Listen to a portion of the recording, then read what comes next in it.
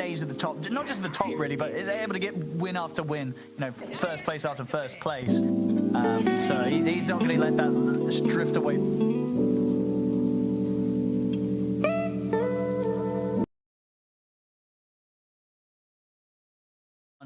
Team Spirit at the moment taking the lead, and with that, of course, meaning this game 4 is match point for Team Spirit to take away the championship title here at Dream League Season 25.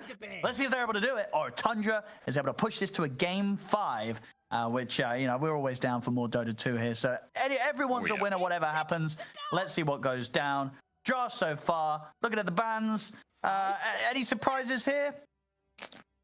No, I think this is pretty much what we're seeing. I do think Night Stalker's gone up in priority between these two teams, but I think that Hero was maybe a little more successful for Spirit than for Tundra, though Tundra had some decent success with the support Night Stalker for Soxa. I think that's where it looks scariest on them, whereas for Spirit, it looks scariest on Collapse. So that's kind of an interesting ban from Spirit, but I think all these heroes are the power heroes. I don't think there's any way Spirit are giving Tundra a Lifestealer in 1,000 simulations of this series. That's just not going to happen. And the other interesting ban, I guess you could say, is this Magnus from Tundra. A hero you want to take away from Spirit, but it's an interesting hero in this series because I think Tundra were very confidently picking the Magnus for Dyrachyo, but was he living up to the performance they needed out of him on that hero? I think there was a lot of debate whether he was or not. So it will take that hero out there, will remove the Radon Furion that decimated them in that game 1, and it will go back for the Abaddon. Almost 100% 33 on this, and he is very creative on this hero. See what Spirit want to respond to this hero with, because they were the ones who actually had some success with Abaddon in the series. I felt more than Tundra did, particularly countering the Magnus in that game 3. Sure. Caused a lot of problems for the team fight in that game. Look at the Tiny. Okay. Yeah, slips through. So this is a big draft decision from Tundra, like leaving this hero, and then you have to be confident that your first pick is more valuable than having first pick the Tiny, because Tundra will play the Tiny on Dyrachyo for sure. Yeah, that's crazy. A second most banned hero, this Tiny, and oh yeah, look at that win rate, 25-14. In a world where this hero's being picked that have pretty atrocious win rates, you know, that's quite something. You know, this hero is not one that the stats go against. I don't know. This is a scary opener if you're Tundra, I think. Like, you gave away Tiny to the second pick, which I think is going to be tough to draft against. And I don't think Abaddon shuts this hero down. He can ruin his laning phase, and he can be an annoying target to jump. But the Tiny definitely just outscales you, and he makes the game really hard the later it goes. If it's even 30, 40, 50 minutes, you're going down that territory, you rather have the Tiny than the Abaddon, I think. I mean, maybe 33 just thinks he's like the Abaddon god. Definitely possible. You know, the ego on this guy, now that he won 2 TIs, he thinks he's like the GO player. He doesn't care anymore. I don't know. Maybe it's getting to himself, but I'd rather have the Tiny in this situation. Yeah, I'm just having a look at the stats. I think Spirit, they're on about a 9-game win streak with Tiny. Ooh. Like, they have not been losing with Tiny. And the last time they were allowed to play it was back in group stage 1, so 15 days ago. Since then, I don't know. Never got through. Never got through. Yeah. Oh, and like, you know how much flack Tundra are going to get if they took 2 days here, and then their idea was give Spirit this Tiny, and they get, let's say they get stacked in 20 minutes. You know, it's going to be real bad. I mean, wait, could it actually be that? But like, I'm looking at the numbers. Like, what is it about Tiny? Like, why is this hero like the one that you just really don't want to let through? Well, what's so crazy about him right now? Because I think Dota in the last few years, especially, is revolved around these really tanky damage dealers, and that is just Tiny in a nutshell, right? Like, the amount of HP you have to get through on this hero because of the bonus armor, the 4K base HP pool at level 20, and then the fact that he can flash farm with cleave, so he always gets to scale, and he just does so much damage. It's just like the perfect archetype of hero in the patch, because his laning's pretty strong. He can flash farm jungle, he can do ancient stacks, and he becomes incredibly tanky. So you have to find ways to deal with his damage and his HP. And there's just not a lot in Dota right now that teams are confident doing that. I do think there are certain heroes that take advantage of the high HP pool that are in the meta.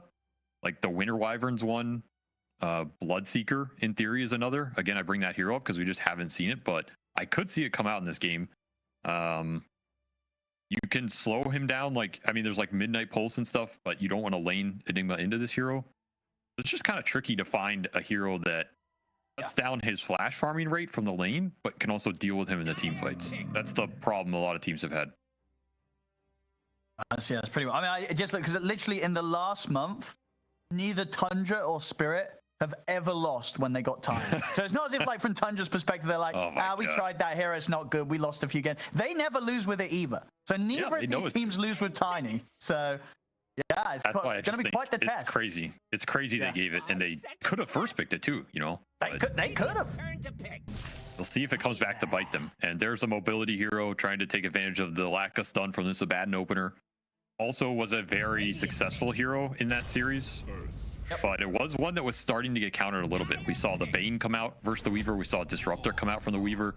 We will not see either of those. Instead, this is the team fight I was talking about. Tundra do not want to get out team fought here. And they will just slam down the giant Echo dong of team fight in these two picks and say, come at us, bro, you know? Like, we're going to 5v5 you. We don't care what you have. Warlock is another hero that can take advantage of Tiny in some ways with the bonds. Like, he's a big bonds target that generally doesn't buy super early BKB compared to a lot of other carries. We've seen players go for like the Harpoon, Silver Edge, SNY, something in this category. So he doesn't always get a dispel early, which makes him a really good bonds target. Oh, I kind of like the Warlock here. Downside is that Weaver matchup really sucks. The lane's kind of bad, and you're just a hero without a disable. Where if Weaver gets on you in the backline, he just solo kills you, and it's really hard to deal with. Ooh, what's going on here? We get Oracle. I mean, you see on the scout, this one also doesn't lose. They're getting some pretty good heroes on Spirit. I mean, this is a wild pick. This is not traditionally that common of a Team Spirit hero. Going back the last 2 years, they do not play this a lot. They've played it a couple times, but it's not. Yeah, it's not like Insania, you know. No, they played it once in Group Stage 1. They did once in Group Stage 1 against Paravision. They won that game in 19 minutes. They did win that, yeah. They owned that game. But Poshka is definitely super capable in the hero. It's just not usually the kind of hero they want. They prefer Poshka on either like big team fighters or setup heroes. You know, like the Bane, he's played Bounty Hunter. The Oracle should free farm against if they don't screw up level 1 and just feed away kills to 33, which we've seen before. At a Abaddon game, the 33 carried, I thought he had no business carrying. He put it on his back, so maybe repeat performance in the cards here. And of course, you boys and girls at home have been very patient in waiting for this one, but it is now finally here. This Game 4 of the Grand Finals of Dream League Season 25, and we're into the action. Tundra versus Spirit. Can Spirit get that championship title, or will Tundra be able to push this series to a Game 5? That's all going to be very exciting to see. I mean, yeah, Saxa, I've got to check. When do you think the last time Saxa played Shaker? Did he play at all this Dream League? No, I don't think he's played it for a very long time. Maybe a pub game or something, but I can't remember the last time he played this hero in competitive. It has been quite some time. It's just not a very common 4 right now. Because again, the laning and the stacking, like everything's just a little slower and weaker, it feels like, than a lot of the other common 4s. So you really have to hit your timings well, hit your windows well. Ideally, you get a kill or 2 on the lane and you can gank mid. That's like, then you're having a good Shaker game. Dude, I can tell you the last time Saxa played Shaker, it was 2 years ago, Avery. Oh my god, that's a really long time. In terms of pro games. In terms of pub games, I mean, he was on Tundra 2 years ago again, right? He was. It was against Liquid. They lost. That was the last time he was on Tundra. Comes full circle, I guess. This is going to be fun to see if Shaker supports back. A lot of cool. He's going to Fissure block. Exactly. You get this guaranteed sort of setup at the lane position. Yeah, this is I feel like this is what you should do. Every time you play this hero in pubs or something, you're like, I don't have to Fissure block, you know, because we'll just play the lane. But you should almost always double Fissure block, I think, with the Shaker, because your level 1's too weak. No, because I got to say, so I'm doing my research, right? So Saxa, he hadn't played the Shaker support even in his pubs, you know, on his main account for half a year until last night, yesterday, on the day off, on the Monday. He played 2 games and he won both of them. So he's turned up today and he's like, this is it. This is the hero. So he's feeling let's see. Yep. He invented something, you know. Oh, Rue. Almost feeding that first blood. Feeds the courier. And that did have the tangos and the sentry on, so a little catch there from Whitemon. That's actually a nice win for Whitemon because now he has the... Well, he alleviated some of that sentry advantage that this Weaver always wants to win. So this is going to pay off over the long term because now Rue has to use his sentry to block small camp here. Do not want to allow the Warlock pulls, which means Whitemon has one sentry down on the lane and another in his inventory. So this is full lane control versus the Weaver. Start for Rue. Honestly, he's not going to be able to play too aggressive or harass here. Could be on this top lane before, because so is there going to be any pressure on Radahn CSing? I think Abaddon can create it versus Tiny in a vacuum, but I don't think with this Shaker. Maybe you get a very clutch block here at some point on the Oracle, and you can run Miposhka down. I just think it's going to be very hard to stop Radahn free farming here. And he'll throw out a Fissure, but it's not doing much. I do think 33 will free farm though, and if you look at Tundra's lanes overall, they're pretty strong. Like you have Abaddon, Storm, PA. These are tough cores to shut down in terms of just raw CS. Like I expect Tundra to effectively win 3 lanes just by default here, unless Spirit are able to get some clutch kills or make some moves. Yeah, because what the last pick from Spirit, this Leshrac, you're picking this not what for the lane situation, just because of the overall game and the fact that you have got that synergy with the Oracle, where you're just going to be able to frontline in the fights and be unkillable. Yeah, I think it's more for the game than the lane. Like, it's a fine matchup versus Storm, but it's not Viper or something, you know? And I think this is another hero that really went up in priority over this series. If we go back to the first 3 games, Lesh was looking pretty scary in a lot of those situations leading up into this series as well. I think the hero just went up in stock over Dream League. Like, he scales really hard. When he gets 5 or 6 slots, there's not much that can test this hero in the ultra late game. I think, were you casting the game where it was like the Lornoff Leshrac that was just beasting it up in that Chimera game? I think that was a pretty good example of what this hero can do. Yeah, I know, we did. I mean, Lornoff, he beasted it up on quite a few, but indeed, just Leshrac was definitely one of the ones. I think that was the one where he went for like the, still went for the early Bloodstone.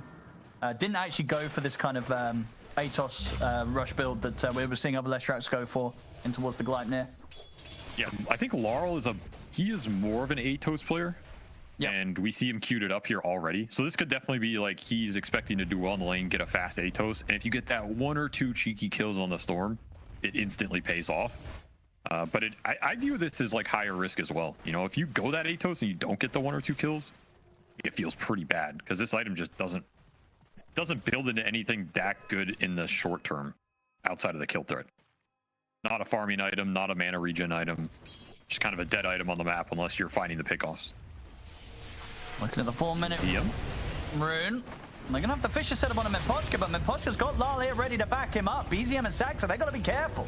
Early game, this Lesh kicks out a hell of a lot of damage with the Edict as Lal will chase BZM up to the high ground.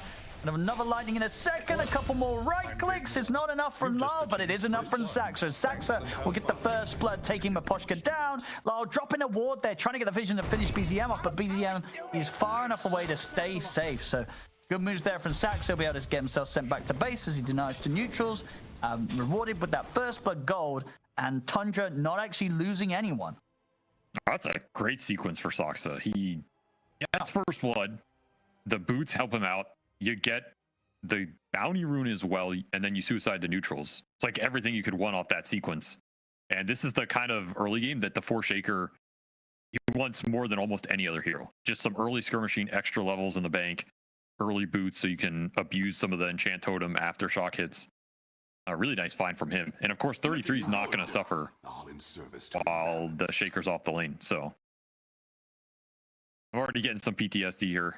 It's fine. It's just, everything's going to be fine. It's so this is not the same problem. So no. This is this game has been given the SVG stamp of a guarantee that nothing's going to go wrong. Well, I don't know about that one, but yeah, sure. No, it's all good. There's just having some banter here, obviously referencing the fact that we did have those issues on Sunday. But I'm sure it's all fine. I'm sure Saxa's just reconnecting.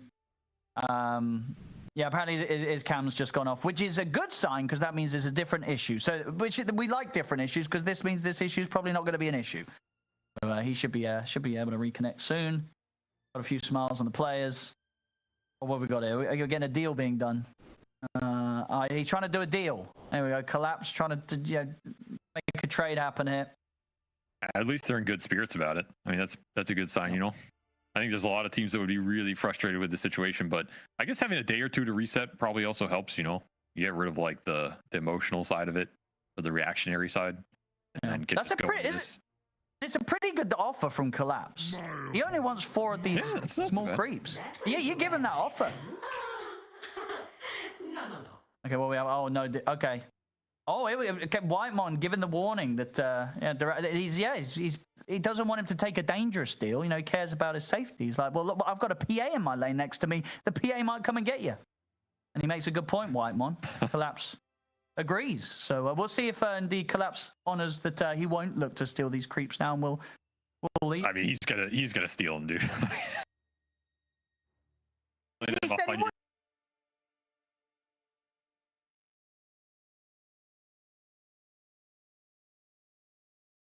It is not the same issue. Only 6. Relax, everybody relax. That's not much, is it? That's a lot, Owen. What do you mean? Wait, is it? That's a lot, dude, for a pro how big are these game. packets? Well, how big's a packet? I mean, you're gonna feel it, right? 6%. It's not like you play. It's not like 6 frames out of 100. Yeah, it's a percent. So I thought it was like, during this time you just lost 6. Okay. No, I think the only amount you can play on is it's like less than 2. Like I've played on 1 to 2%, and it's rough. Any higher than that it's unplayable. So, especially for a grand final, Owen, we can't. Exactly, 6%. We want 0%. But it seems like it's just a PC issue, so he's just restarting his PC. And then oh no! He'll be fine. I'm sure they've got very fancy PCs, so these PCs will restart in seconds. Maybe a minute. No, actually, I don't know nowadays. Even literally seconds. Yeah, I have a feeling Spirit have some extra PCs in their team house by now. You know, just in case for situations like this. So yeah, I think Spirit's gonna be fine. I think we're going to play fun. As I said, this is going to be fun. This is just a nice, normal disconnect. Happens. Of course. They'll be back. They will be back. What we got here? Oh yeah, we'll be able to check out the player cam. Smiles all around there. Whitemon, he's ready to go. And Daracho, considering obviously the fact that he was involved in that last deal, to turn and kill Collapse. I mean, I'll tell you one thing: Spirit's smiling right now because the problem's not with them. You know, so I mean, there's got to be a bit of relief, right? You have your Spirit, you're like, exactly. Now it's them with the pauses, yeah. Because if it were you again, no matter what it is, going to be there. Yeah, it's gonna feel bad, but it's like it's on them now. It's their turn to figure it out. We're chilling. There's definitely a bit of you can see why they're smiling. But and they'll be like, well, you can have as long as you want, you know. Oh yeah, of course. Yeah. You gotta let them fix the issue here. Yep.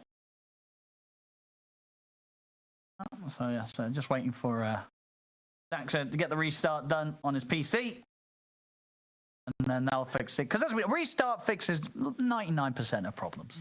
It always does. I mean, that's what the tech guys always tell you, right? That's just so they don't have to do their actual job. Well, I used to think that, and then once I did have a problem, and I was not restarting my PC, and then when I did, it actually fixed it, and then I was like, you know what? They're actually onto something. They're not just trying to tell it. What was the problem? I can't remember. It was back in the day. It was like an internet problem. It was like, you ring up the ISP, and then they're like, have you turned it off and on again? And you're always like, yeah. Because back in the day, right, it took ages to turn your modem on and off. Oh, yeah, that was miserable. So it's like, I ain't doing that. Tell me what the problem is. You expect them to fix it on their side. You're like, just do something on your side, on the phone line. I don't want to turn it off and on. And eventually when they're, it's not working, they can't do anything, then you do turn it off and on, and it actually does fix it. So it's, downloaded some mysterious files there, Owen? Is that what you're saying? I didn't know. I was uploading them. Download. Okay.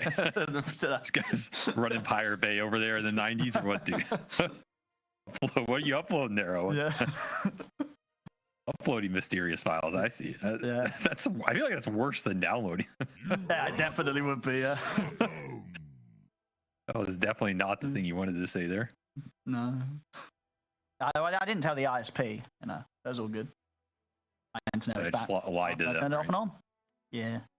I mean, you always gotta lie, you know. There's like, did you download anything suspicious? You're like, no. Did Dude, you? real, You know? real story though. We were once having internet issues at our house, and then we kept having them, and then so the network ISP had to come out, and they like, you know, there's like those metal boxes on the street that has like the internet for like the estate or something. Well, those aren't. And no, they're real. Some guy was looking in it, and then we got the No, that's a ISP reached out. conspiracy, dude. Well, these boxes empty. with the internet in. Yeah, there's nothing in there. No, but there is, because the ISP looked in and then they reached out to us and said, hey, we fixed the issue. And the issue was there was your neighbor was doing something that he shouldn't be doing. We never knew what he was doing, but he was doing something that was impacting the internet of the entire estate that we lived on. And to be fair, actually, he did move out. We got a new neighbor quite soon after that, so I don't know where he got. We never spoke to the guy. He'd always Government agency somewhere. I think he was maybe box. from one. He was like this guy. He lived on his own. He always dressed very smartly. He never said anything to us, and then he just disappeared one day. And he was doing something from the next door. Right, what we got here? Anyway, We're ready. We're ready, Owen. Oh, we're ready. Thank God. I was about to lose my mind. The longest finals in the history of Dota 2. Oh yeah, it's back on. No more pauses, as guaranteed by Avery. I guarantee That was it. That's right. You guarantee it. I guarantee it. I didn't see. Did he take the small camp? He did. Yeah, of course he did, Owen. It is What, he said he finals. wouldn't? He's just playing the mind game, Just- the psyops, getting in their Dude, look at head. this mid gank. Do you expect what this? is this? This is BZM Weaver Oracle coming in with a setup under the tier 2. Oh, BZM. Oh, He's what the alive. right click. Oh, wait. What's the pause? You said there wasn't going to be any more, Avery. I don't even know if BZM's dead. Is he? What do Is you he want me to dead to do, this man? right click? Is he dead to Yeah, this? he's Or is dead. they hit? He's dead. Dude, now he's got the Purifying Flames heal. No, With he's low dead. rose low. I mean, he'd have to really low roll. Okay, yeah, they got him. There's no way. He's dead. I mean, that's a great gank. He TP'd back out, instantly dies. I think What do you do if Larl's you're low? a little trouble. I mean, you Where'd gotta get creative here. You know? Oh. That was not creative That enough. was. That was. Did he not? I mean, okay, I guess Saxon was in. Okay, he's getting down. Well, they still get back to base, but he's not going to be able to yeah, get it's back no out. TP. Yeah. That was really bad. He should have just died the tower, I think. I don't know. Did he not- not see the shaker? Like, there's no I way. think he didn't. I think because of nighttime vision, right? I think he was just on the edge didn't of it. He must have not seen Saxa. There's no way. I don't know, dude. That was. Well, I guess that evens that out, but it's still more XP going to the Lesh. Yeah. So yeah. they should be a little happy with shutting down this storm early. As worth something here. And hey, Maposhka takes mid, you know? Little mid on mid support battle. Solo XP for Oracle, that's not too bad. That's some juice right there. Alright, Derecho versus Collapse down it. Not going to be a kill. Collapse can swashbuckle whenever he needs to. A tough hero for Daracho to all in, I think. Can continue to harass him, but I would be surprised if Collapse goes down in that lane. And the power rune, Arcane for Laurel, does That's end a up going to nice this one. Leshrac. Yeah, this is a catapult wave too. They're gonna have advantage. Wouldn't be surprised to see Spirit just stay around here with the supports and try and abuse this storm again, or get some deep wards out, play around this catapult. I guess they're a bit concerned maybe the Collapse needs help down bottom. Or Wisdom Shrine. 20 seconds for the spawn, so That's true, they yeah. don't want to lose it to some weird invasion if they gank mid, which I can respect here. But fairly even early game across the board. Radiant are scanning for enemies. The Shaker got a little more than maybe I expected. I think Sox's game is completely fine. Absolutely, getting that first blood was a huge buff to him. Arcane Boots already done. Like, that's what you want to see on this hero, you know? Some 5-6 minute Arcane Boots. So you can actually run around, do a little farming, do a little ganking. That's kind of the biggest timing. Then you're just trying to get to that blink, and that's more about the team fights, so. Doxa having a good start here. Storm got shut down a bit, and the PA is the one thriving here. Daracho really on top of that net worth chart early. Just free farming. Radiant's 48 CS already. This is really good start for the PA. But of course, Radon, I mean, he's matching it pretty well. And I feel like you'd rather have the levels on the Tiny more than just the raw net worth in a way. Like, getting to the early Echo Saber is nice, but I feel like having the levels, getting to the point points where you have tree grab at higher levels and you're working towards this shard is where that hero really comes online. But look at this mid. They tried for the setup there with Rue closing the gap, setting up for the Fortune's End. A lot of Not damage. quite happened. Still, that BZM's got to be careful. He's only got a little bit of mana He's left. dead. He can't get away from this. We're gonna have him. What was But at that? the same time, down bottom, Duracho was able to dive in and kill Collapse. But this mid lane, Spirit, they're putting all the pressure onto BZM. Yeah, this is a really good game plan from Spirit. This is the one hero that if you could pick a hero to shut down in this game, it's the Storm for sure. This is the last pick Storm. It's supposed to be the playmaker, the initiator for Tundra, the thing that's going to bring their lineup together. And it's just having the worst game out of everybody. This Pango dying, okay, you got that kill, but it's offlane Pango, right? Like, this does not need to have a crazy game here for Collapse to find his impact. He's just going to rush the Diffusal, be annoying with the mana burns, and he will be able to contribute to that team fight where this Storm is Look at this. in a little bit of trouble. Now he's going to try and get aggressive, BZM. Comes back in with the This is respawn, looks tanky. towards top. Can these two take down Radan? Radan's going to get back up coming in. Saxon's watching from the side, gets the Fisher out, but indeed Radan, he's living throughout the sword. Now they'll drop the Golem on towards Radan, and Poshka will be the first to fall. Radan's going to try and run the avalanche up in a second, but they've got enough control with the Vortex to bring him back and take him down. As Tundra, 9 minutes very early on, bringing this amount of presence to this top lane to take the Tiny out and take his tower. It took so much damage to get the job done, but they already had Golem up. That's huge. Whitemon deals second most hero damage in that fight. And it's just all Bonds, Golem. Even with Fate's Edict going out on this Tiny and the Purge, still not able to save him. There's just no turnaround damage here. And I mean, that is the power of the Grimoire. In the kills bottom, you get the extra XP. You can make a level 9 gate play with Golem Bonds up. Hero's just nasty in the early game now. See what they look towards now. Radan be a little safe around his tier 2. Oh yeah, this PA is definitely going to be an issue. This is going to be one of the faster Battle Furies we've had this tournament from. We had a lot of obviously a lot of PA Battle Fury games coming in. Duracho, look at the collapse, but with the Rolling Thunder up potential, he's going to be fine. They're going to try and do something about this PA, Lal, and Miposhka ready to make the rotation. Let's see if they can catch Duracho's in Duracho. trouble. This is haste rune on Laurel. This is kind of a guaranteed rundown situation as long as you can get on top of him. They're going to look towards Whitemon first, but quickly run down the Warlock. Now, do they want to try and turn and dive for Duracho? They don't, so they actually just settle for getting the quick kill on Whitemon, and Duracho, he's allowed to live. I took a small camp too, not honoring the deal at all here as Laurel cleans him up, gets out of there. Does tank the gank, I guess. That's something. As BZM just pushing in mid. I guess one concern in this game, if you're Spirit, is like, what does your 5-on-5 look like? Especially if the Pango goes down first. You have Oracle Weaver supports. It's not a lot of 5v5 control versus Shaker Warlock here. Mid. Got the Fisher on towards Rue. Rue will fall. We'll see Collapse try and strike back with the Rolling Thunder. Saxon tried to hold him back with the Echo Slam, but the range was not there with the Aftershock. So the Echo Slam gets completely whiffed, and now Collapse is going to have the chance to chase on potentially more than Whitemon's got the heal up. They won't have the damage to deal with him. 33 still around, so Spirit have to be careful how they tackle the fight with Abaddon right in front of them. They'll start to back away. Still gives the chance for Tundra to push onto this tier 1 tower. Very hard for Spirit to push them off it. I just don't have a lot of lane shove or AoE. There's no Coddle Blast here. There's no Darkseer shells. Downside of this Weaver Oracle support duo. If Tundra just group and start pushing objectives, taking the 5-on-5s, it's not that good for you until all of your cores can join the fight. Until the Tiny's ready. Until the Lesh has a bit more tankability and can frontline. That's when that team fight will come together for Spirit. But right now, Tundra dominating it, and early Blade Mail on 33. He wants to reflect all this Leshrac damage. Can't blame him. It's going to be a nice item this game. Another tier 1 tower down. That's all 3 tier 1s dead by 12 minutes here. That is a lot of extra team gold into Tundra's pocket. It's speeding up this Battle Fury. It's speeding up this Shaker Blink. Already 1,000 gold on Soxa. Like, these towers are counting for a lot right now.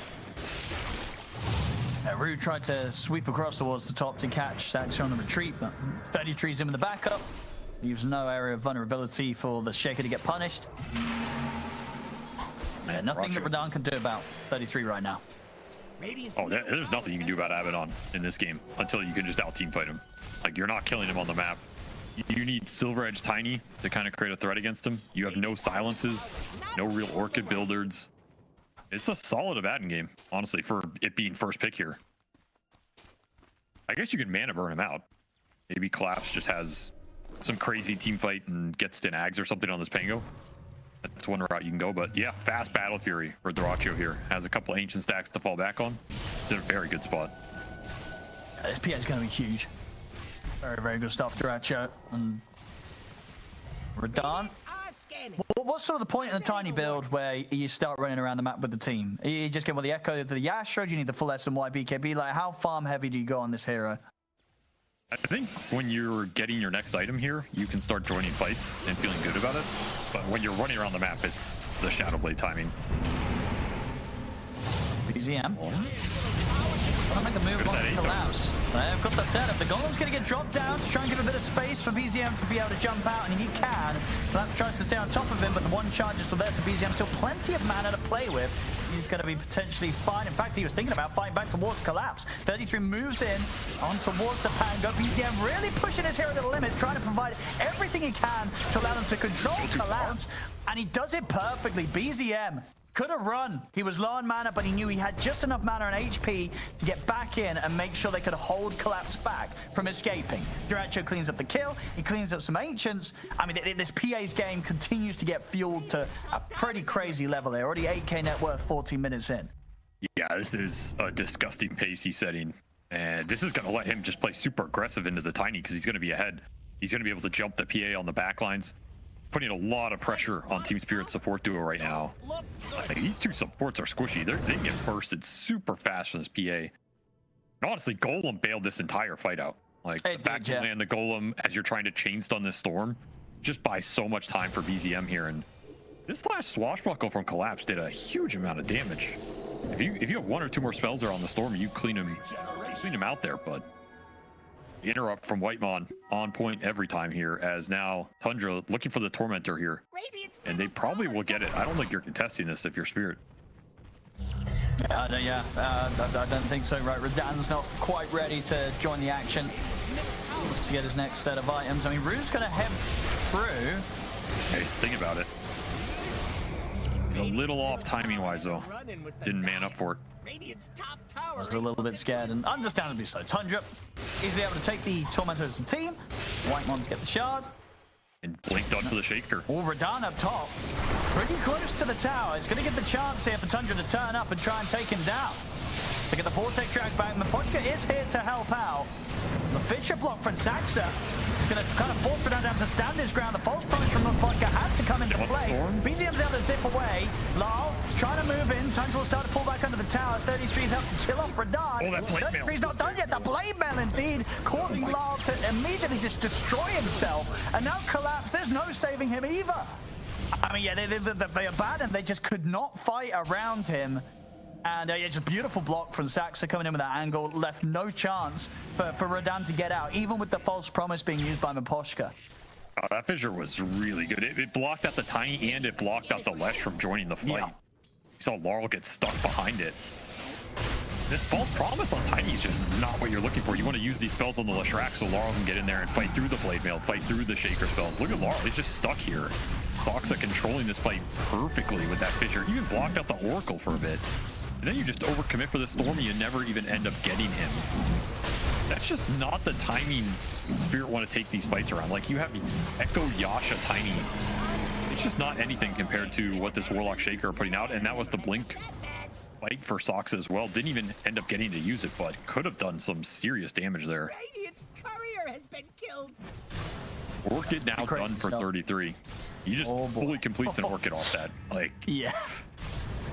This is... I just don't know how you take the fights right now. You have to stall this game out if you're Spirit. You got to play the side lanes, look for some pickoffs. There's a lot of deep wards that Rue got out, so he's probably going to look for some courier sniping, slow the game down. They're already setting up on Collapse, and Orchid... There they are. There's the Indeed, just straight up. It's a dead Pango. 33. A little spooky. Well, 2-0-5, having a pretty smooth game. And definitely showing at least out the first picks. You know, so far been able to do a whole lot more than Radahn has on the Tiny, but Radahn still needs time, right? Given the chance, get the SMY, the BKB. Like, we've seen many a Spirit game, especially during these playoffs. Even if they're 10k behind at 17 minutes, there's always still a chance with Spirit, because their outplay, it can come regardless of the position they're in. Oh, 100%. And they will get stronger the more dispels they get here. Like the more BKBs come out versus Warlock, relieves some of Miposhka's decision making in terms of who he has to purge versus the bond, stuff like that. But right now, it's looking like it's all Tundra, and they're just gonna keep pushing the objectives. No reason to slow down in this game. Taking every fight you can get. Even went Mage Slayer on the Storm. Kind of an unconventional Storm item, especially first. But it is nice versus the Leshrac, and honestly, it's not bad versus Spirit's other two cores. If you hit this tiny with Mage Slayer, it's not insignificant here, considering Spirit need all the damage they can get. You play into Abaddon, you need 100% of your DPS online. Dire's middle tower is under attack. This is where I go back to that Atos on the Leshrac too. Like, did this Atos pay off in this game? It just does not feel like it did. And now it's just kind of a dead item in your inventory. Radiant's bottom tower needs a hand. Yeah, sort of the kills that they did get, some of them of course causing some of the dives that they had to then go on for, so ended up being maybe a bit of a double-edged sword in some of those situations of how aggressive Lyle wanted to get. See down bottom, 83. Coming from Miposhka, that'll get him easily with the grab back from BZM. BZM even seeing if he can get the chase down onto Radan, but Radan's already out there. Well, I say that though, BZM, he's not got much mana left, but he has got eyes on Radan. He's still going to try and really poke out, you know, as aggressively as he can. He doesn't care with the Aegis. He's got the Aegis, right? So he doesn't care if they turn and blow him up, and they won't. They'll probably continue even to run. Hoping they would, trying to bait him out there. I think so, yeah. Spirit will not take the bait. Run into Stoxa here. Already used Avalanche though. Oh, they could set up on this. BZM still got enough mana to close in. 33 providing the shield here over towards BZM. The silence down onto Radan. Radan's in trouble. And not a position really where any help can come in. He'll turn with the Avalanche, but 33's ready with the Blade Mail. And Gem already online. Whitemon just buys super early Gem. They put it on the unkillable Abaddon. So they're already dewarding a lot of obs. Oh, you get a rune steal. Okay, he's going to be fine. That's it. Have the remainder of the Shikuchi off. I mean, this Gem is a problem for the Weaver too. Like, this is a lot of early map control Tundra are playing for right now. Spirit got to find something here. Tried to make play on Staxa. He missed the bug. And now time that's off just in time. Maybe he can live. Yeah, he's good. No more mana on the Storm. Oh, we got a Courier. Courier has been I mean, these are some plays, you know. Some space. Yeah. The Echo. True. You lose at tier 2 mid. They do. But The overall picture still not looking too great for Spirit. Yeah. Tundra getting quite a lot here in this opening 20 minutes. I think we've seen this before, though. You know, I think Spirit are a team they're used to playing from behind. I think Tundra are, in some ways, used to playing from ahead, too. So maybe this is good for both teams. He really wants to try and dive for Saxa, but it is getting risky now. Root. He'll hide in the trees. Did they see him there? They see him. He's dead. I feel like pros are still figuring out the little tree spots in this patch, you know? They like think there's little corners in some places where there isn't. That's another tier 2 just going down to this Abaddon. No one is stopping 33. Oh, and they're just going in. Look at this. Direction 33 straight into the base. Look for Lyle. Lyle needs to get bail down time by Miposhka is. False Promise comes in, but Dratcha turns over towards Miposhka. They'll drop the golem. Dratcha falling rather low. We'll get another dagger thrown up towards Lyle. That's enough damage to pop him. Lyle is gone as the damage comes into the end of the False Promise, and 33's ready to dive in even more aggressively. Still has the borrowed time to rely on. He'll get tossed back towards the rest of them, but he's back up to full HP. And still plenty of mana to play with further shields. The current kill as the borrowed time comes to an end. They'll put the blame out, but BZM's ready to give him the backup. BZM zipping in aggressively past the tier 3 tower collapse. We'll get the angle on towards 33 outside the base for the Rolling Thunder and the Swashbuckle. They'll get one. Can they get anything more here, Spirit? Root trying to chase up the high ground. Eyes on both Saxa and Root. Turning with the dagger. Deracho continues to be able to play and dance around the edge of the fight. Pick up these kills. Maybe even look towards Root as well. Root's going to try and Shikuchi on forward to Whitemon, but the sentry gets dropped down. Gives the vision for Deracho to jump in. Finish off another kill. Spirit, they try and deal with just Tundra diving the base. And they just can't. They get 33, but they lose a lot of casualties themselves still. Tundra, they keep getting away with this. Oh, the aggression's paying off here. This is how they like to play with these Abaddon lineups. So win the early game and just run at people who don't have the DPS. They're going straight back in. Yeah, they're going to find Miposhka. Great target prioritization there for BZM. Turns his attention immediately towards the Oracle, kills Miposhka off. Now they're going to try and turn towards Lau. A quick dodge, but there's the echo from Saxa onto the boat for them. Saxa will die, but he may have just set up for the cleanup as they can look to try and chase towards Radahn. He's back at the tier 4, but Dyrachyo's in. BKB's at the ready, pops it, connects gone onto the too tier 4 far? towers, kills off Radahn. Now he's going to be able to look towards Collapse as well. Dyrachyo kills off the Pango. They'll try and turn towards him, but 33's moved in. He's ready to back him up. The blade mail's out. Lau's going to get back to the fountain. He's destroying himself again on the damage that he's doing to this Abaddon's blade mail. As Lau will manage to retreat to the fountain, but Dyrachyo, he's just getting away with murder. He's almost fountain farming them 20 minutes in this game. Just completely spiraled out of control. Look at this PA's network. He's got like 5,000 net worth here. And they're just dropping heroes left, right, and center as they respawn here. Spirit. Over? Like, what is happening? There's just no time for Spirit to regroup in this game. Just got completely rolled by this Abaddon lineup. You have double Atos, but honestly, the Atoses, when you're getting fountain farmed, are not doing much for you. That's true. They're just running in your face, and that was such a clutch timing for Sox on that Echo Slam. You get the dieback on the Oracle. They finish off Laurel multiple times. Lane of Rax down, looking at another lane.